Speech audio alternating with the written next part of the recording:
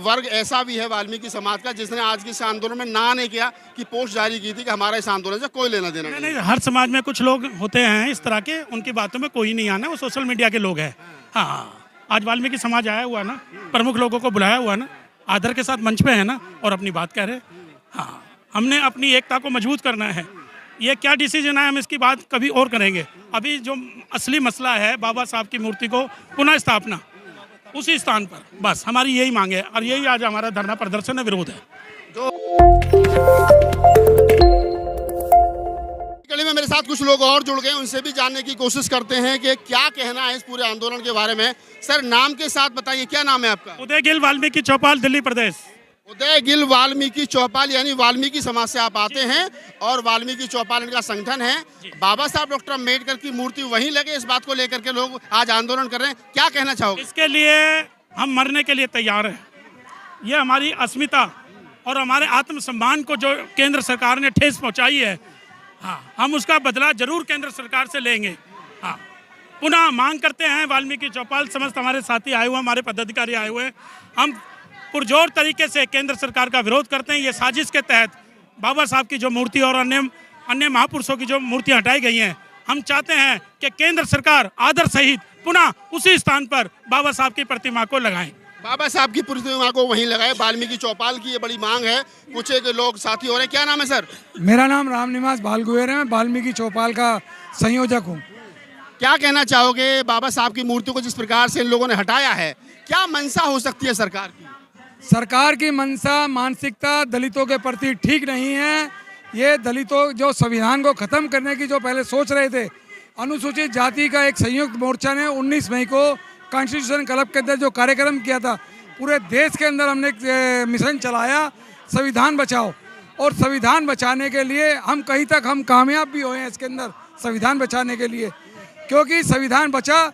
जैसे ही केंद्र के अंदर 2 बैसाखी की सरकार मोदी जी की आई, और उन्होंने सबसे पहले काम किया, संसद में घुसते ही जो है संविधान को ऐसे चूमा, और चूमने के साथ ही उन्होंने बाबा साहब की मूर्ति को, बिरसा मुंडा साहब की मूर्ति को, महात्मा गांधी की मूर्ति को वहाँ से हटा दिया गया। हम सरकार से मांग करते हैं, और प्रतिपक्ष नेता इंडिया गठबंधन के सभी नेताओं से मांग करते हैं कि बाबा साहब की मूर्ति को पुनः वहाँ पर स्थापित किया जाए, पुनः स्थापित किया जाए। आप वाल्मीकि समाज के लोग हैं और बाबा साहब डॉक्टर अम्बेडकर की मूर्ति वहीं लगे, इस बात को लेकर के अडिग हैं। मैं, हमारे साथ में सीनियर साथी हैं, और बाबा साहब डॉक्टर अम्बेडकर की मूर्ति वहीं लगे, क्या कहना चाहोगे? नाम के साथ और परिचय के साथ बताइए थोड़ा सा। प्रबल प्रताप शाही हमारा नाम है। प्रबल प्रताप सिंह शाही साहब, क्या कहना चाहोगे बाबा साहब की मूर्ति जिस प्रकार से सरकार ने हटाई है? देखिए, जिस हिसाब से आरएसएस बाबा साहब अम्बेडकर के विचारधारा के खिलाफ है, वो परिलक्षित होता है कि उनकी मूर्तियां हटाई, और उसके साथ गांधी जी की मूर्तियां उसी दिन हटा दी। और ये तो 240 सीटों पर नरेंद्र मोदी आ गए। उन्होंने अपनी मंशा साफ जाहिर कर दी थी कि वह लोग जो है लोकतंत्र को खत्म करने वाले थे, संविधान को खत्म करने वाले थे। ये तो भारत की महान जनता ने उनको 240 तक बेईमानी करने के बाद 240 तक आए हैं। अगर ये सोचिए 272 या 300 सीटें होती, या 370 होता, या 400 का जो नारा अगर पूरा हो गया होता, तो आज जो है आप यहाँ पर आवाज़ भी नहीं उठा पाते, फ्रीडम ऑफ स्पीच आपकी खत्म हो जाती। बाबा साहब अम्बेडकर की मूर्ति वहीं पुनः स्थापित होनी चाहिए।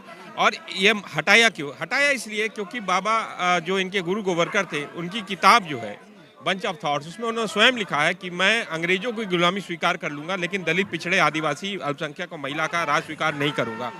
तो ये परिलक्षित करता है, इसीलिए जो है ये लोग कर रहे हैं। ये है, उन्होंने बताया कि वंच ऑफ थॉट का जिक्र किया। वंच ऑफ थॉट जो है वो कहीं ना कहीं ये इन्होंने आरक्षण में भी जो कोटा विद इन कोटा का बात किया है, ये दलितों को लड़ाने का काम कर रहे हैं। और अगर इनको करना ही है तो पहले जातिगत जनगणना कराओ, फिर जो कैप, जो 60% का कैप आपने तोड़ा है, 60% बचा हुआ है, आप उस कैप को छोड़ो। और जैसा मांगे उठ रही हैं, जैसे राहुल गांधी ने भी मांग उठाई है, उन्होंने भी कहा है कि आप जो है जातिगत जनगणना कराइए और कैप हटाइए, और जिसकी जितनी संख्या उसके हिसाब से हिस्सेदारी दीजिए, क्या दिक्कत आ रही है? लेकिन इनकी मंशा यह है कि जिस हिसाब से दलित समाज ने भारतीय जनता पार्टी के खिलाफ अक्रॉस इंडिया इकट्ठा होकर वोट किया है, उस दलित समाज को तोड़ने की कोशिश में मैं ये देख रहा हूँ। और यह जो सुप्रीम कोर्ट ने जो ऑर्डर किया है, ये आरएसएस की पुरानी मांग है, आर्थिक आधार पर आरक्षण की जो पुरानी मांग है, उसको कहीं ना कहीं परिलक्षित कर रहा है। इसलिए मुझे लगता है कि इस पर रिट याचिकाएं होनी चाहिए, हो रही है, और मुझे लगता है कि सारी पार्टियों को इकट्ठा होकर इसके खिलाफ कानून कि ये जो है ये मंजूर नहीं है। ये वर्गीकरण का जो काम है ये संघ की विचारधारा को परिलक्षित कर रहा, और कुछ नहीं, और कुछ नहीं है। तो इसमें सावधान होने की जरूरत है। दलितों को सावधान होने की जरूरत है। सुप्रीम कोर्ट का जो डिसीजन आया है आरक्षण को खत्म करने की पहला स्टेप है, और इसके साथ साथ सरकारी नौकरियां में, और मैं खासकर अपर कास्ट के लोगों से भी कहना चाहता हूं कि आप जब तक आरक्षण है तब तक सरकारी नौकरियां हैं। आरक्षण खत्म हो जाएगा, सरकारी नौकरियां खत्म हो जाएंगी, और निजीकरण उसमें आपको भी नौकरी नहीं मिलने वाली, ये भी मैं बता दे रहा हूँ। ये भी है बड़ी बात कही कि आपको भी नौकरी जो है उसमें नहीं मिलने वाली है। और अंत में आप ही के साथ इस इंटरव्यू को, बातचीत को खत्म कर देते हैं। एक वर्ग ऐसा भी है वाल्मीकि समाज का जिसने आज के इस आंदोलन में ना नहीं किया कि पोस्ट जारी की थी कि हमारा इस आंदोलन से कोई लेना देना नहीं, हर समाज में कुछ लोग होते हैं इस तरह के, उनकी बातों में कोई नहीं आना, वो सोशल मीडिया के लोग हैं। हाँ, आज वाल्मीकि समाज आया हुआ ना, प्रमुख लोगों को बुलाया हुआ ना, आदर के साथ मंच पे है ना, और अपनी बात कह रहे हैं। हाँ, हमने अपनी एकता को मजबूत करना है। ये क्या डिसीजन है हम इसकी बात कभी और करेंगे। अभी जो असली मसला है बाबा साहब की मूर्ति को पुनः स्थापना उसी स्थान पर, बस हमारी यही मांग है, और यही आज हमारा धरना प्रदर्शन है, विरोध है। जो SC ST में जो सुप्रीम कोर्ट का जो डिसीजन है उसके लिए आप कह रहे हैं कि उसको बाद में बात करेंगे, अभी उस पर चर्चा नहीं होगी, अभी चर्चा सिर्फ मूर्ति को लेकर के। जी, उस पर भी करेंगे। अपने समाज के लोगों के बीच में हम बैठेंगे, चिंतन करेंगे, दोनों समाज बैठेगा, तय करेगा हमारे फेवर का है, हमारे हित में है, या हमें बांटने वाला है। जब समाज जो डिसीजन देगा हम उसके साथ हैं। हमें सुप्रीम कोर्ट से कोई दिक्कत नहीं है, पहले हमारा समाज है। पहले हमारा समाज है। तो ये पढ़ा लिखा जो वर्ग है, वो चाहे जाटव, चमार, महार, पासवान है, चाहे वाल्मीकि है, वो समझता है सारी चीज़ों को कि आखिर किस प्रकार से राजनीति करवट ले रही है। लेकिन कुछ लोग हर समाज में होते हैं जो समाज को बरगलाने और बांटने की कोशिश करते हैं। तो ये वाल्मीकि समाज के बहुत प्रबुद्ध लोग हैं जो मंच पर भी हैं और इधर भी हैं, और जो भाषण भी दे रहे हैं उसका समर्थन भी कर रहे हैं। वीर सिंह जी हैं, भीम आर्मी के बड़े पदाधिकारी हैं। वीर सिंह जी, कैसे देखते हो पूरे आंदोलन को?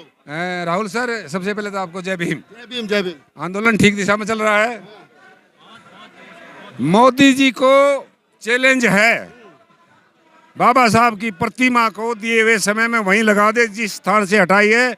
ये 3 तारीख को डकैती डाली थी, और इस समाज से गुजारिश करता हूँ बीजेपी को कोई वोट ना दें। ये भारत जलाओ पार्टी है, संविधान विरोधी है, SC ST माइनॉरिटी सबके विरोधी है। ये मनुस्मृति वर्सेस संविधान की लड़ाई है, लोकतंत्र बचाने की लड़ाई है। ये कभी ऐसा ना हो जिले लाई जो हालात जो वहाँ बांग्लादेश में हो रहे हो, इस देश के भी उसी दिशा में बढ़ रहे हैं हम। इसलिए गुजारिश है, और सुप्रीम कोर्ट से भी गुजारिश है कि ऐसे फैसले ना दे मनुवादी। आपकी 4 पीढ़ियाँ बैठी हैं सुप्रीम कोर्ट में, इंडियन जुडिशियल कमीशन बनना चाहिए।